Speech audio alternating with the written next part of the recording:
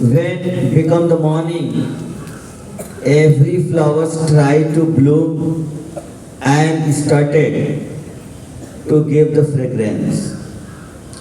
And some of the flowers are trying to open and is trying to give the fragrance, and some of the flower have the willingness to give it.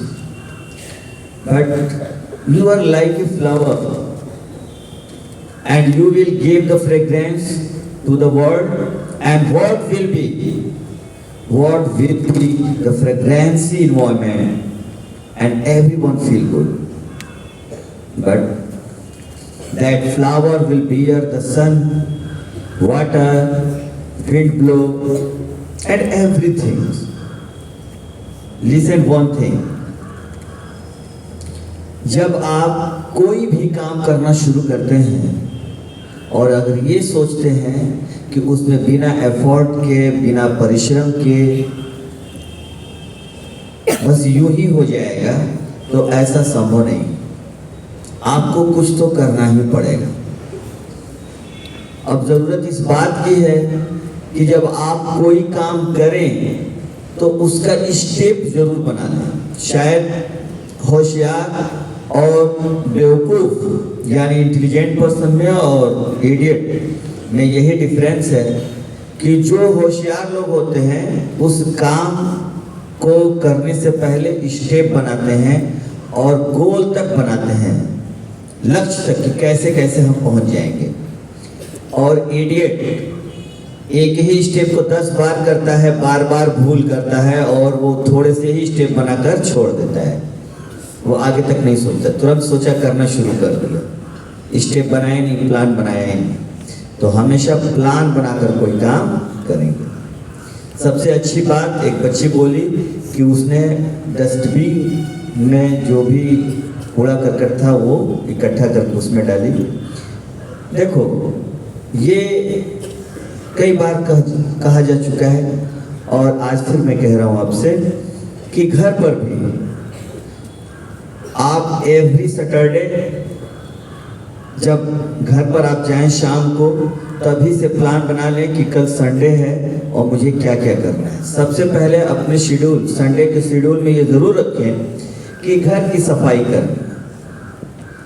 माता पिता से जरूर consult कर लें कि उनका क्या काम है, मैं उनमें हेल्प करूंगा, क्योंकि आप तो मंडे से और सैटरडे तक तो बिजी रहते हैं पढ़ाई लिखाई में। एक संडे मिलता है तो उस संडे में घर के लिए जरूर समय निकालें। वहीं से आपकी सोसाइटी बनेगी। पहले घर में करेंगे आप, फिर आप आसपास पड़ोस के जो बच्चे होंगे एक छोटी सी मंडली आप बनाएंगे जो आपकी दोस्त होंगे। फिर आप मोहल्ले के बारे में सोचेंगे कि इसको कैसे साफ सफाई कर रखना है।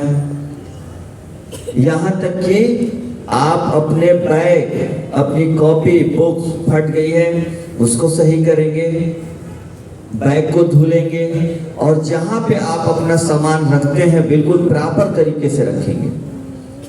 ऐसा तो कभी मत करिएगा कि आप गए, स्वेटर उतारे, शर्ट उतारे, इधर फेंक दिए, शूज कहीं और है, बैग कहीं और है और फिर मॉर्निंग में उठ करके चिल्ला रहे हो कि मम्मी मुझे बैग दीजिए, मुझे स्वेटर दीजिए, मुझे पैंट दीजिए, शर्ट दीजिए। ये तरीका बिल्कुल गलत है। आप एवरी संडे आप इंस्पेक्शंस करेंगे अपने बैग की कि क्या हर चीज प्रॉपर है, सही है, गंदा है, स्टिचेज आउट है कि बटन टूट गया है, कि सॉक्स कैसा है, धुलना है कि शूज को पॉलिश करना है। शूज तो रोज पॉलिश करना है, शूज सॉक्स के लिए तो रोज ही उसमें पॉलिश करना है। तो ये सारे काम आपको करने हैं। करते हो? अच्छा, अभी भी कोई ऐसा है जो नहा के नहीं आ रहा है?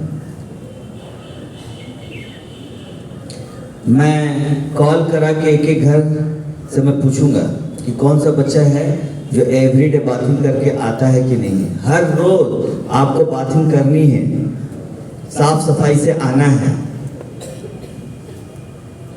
है ना? है ना? अच्छी बात। और अक्सर जो बच्चे दौड़ते हैं इस कैंपस में, ये तो यहाँ तक तो ठीक है लेकिन वो फ्लावर बेड में चले जा रहे हैं, या वेसेस को क्रॉस करके उसको छलांग रहे हैं, प्लांट को टच कर रहे हैं, ये बहुत बुरी चीज है।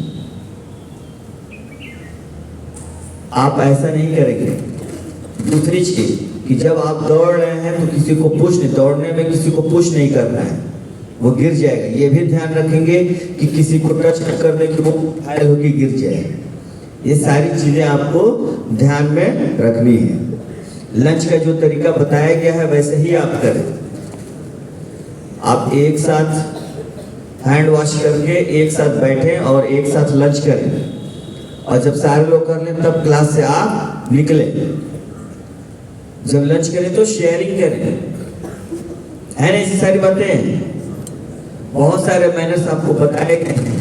जब भी आपके मम्मी पापा आपको आवाज देते हैं तो आप जी हाँ कह के रिस्पांस करेंगे, और ये बहुत ऊंची आवाज में नहीं होना चाहिए। कभी कोई बड़ा आदमी अगर आपसे कोई बहस मुबाहसा कर रहा है, यानी डिस्कस कर रहा है, तो आप बहुत शालीन तरीके से अपनी सच्ची बात रखेंगे। जिद या बहुत एग्रेसिव हो के बड़े लोगों से बात नहीं करना है। मेरी बात समझ में आ रही है ना? नेल जो आपका बढ़ जाता है, उसमें जो मिट्टी आ जाती है उसमें बहुत सारे जर्म होते हैं, तो वो नेल पेयर्ड होने चाहिए। बिल्कुल आपके दांत जो है मोती की तरह चमकते होने चाहिए। सारे तरीके जो अच्छे काम हैं वो आपको अपने अंदर अपनी आदत में लेकर आना है। नहीं लेकर आओगे तो नुकसान टीचर्स का नहीं होगा, आप समझ सकते हो किसका नुकसान होगा।